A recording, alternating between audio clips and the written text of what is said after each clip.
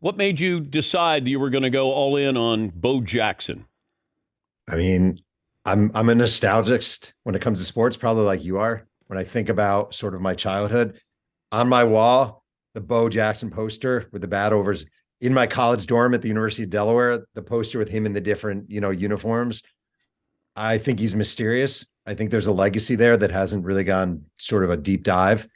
And I just am fascinated by him. I'm fascinated by everything about that guy and have been for a long time. I have the Nike campaign. I have the baseball. It's over here on the wall. Bo, just do it. Yeah. And I don't know how old that is, how many decades old that is, but I I I remember getting it. And this is with the baseball and the football with Bo and those great commercials. I might be 35 years old, but it feels like everybody has a Bo Jackson story or they've heard a Bo Jackson story. Were you, is part of the challenge kind of sorting through and say that's real and that's not real?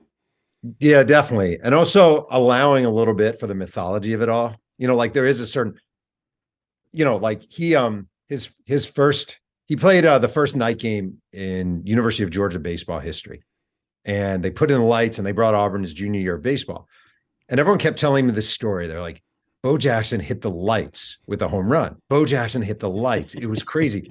And I'm like, and this is 39 days before The Natural came out. I'm like, there's no way Bo Jackson hit the lights. That's stupid. Well, Bo Jackson hit the lights. He was playing right field. They were booing him to hell. His first at bat, he grounds out. They're mocking him in the outfield.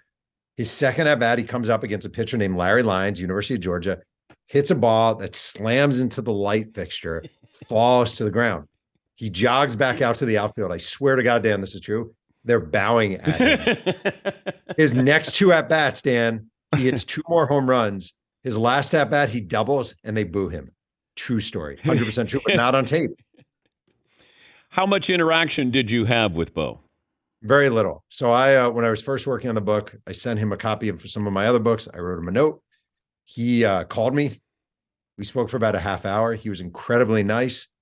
He told me, a lot of people have reached out to him over the years. It's not his interest to write a book. He doesn't really want to be involved.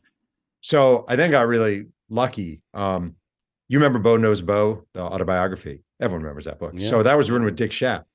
Before Dick Schaap passed away, he donated all his notes and all the audio recordings to the Auburn Library, all of them.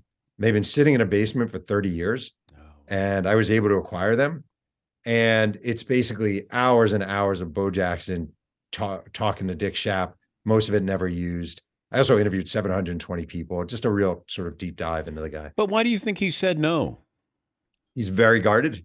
He's very reluctant. I think athletes of that generation, a lot of them think like, this guy's just trying to make a buck off me, or this guy's just trying to, I get it. A lot of these athletes from that era feel like they were taken advantage of. I think his legacy is worthy of a deep dive biography. I think people should remember him. I think my kids should know who he is. But I 100% get it. I never begrudged someone.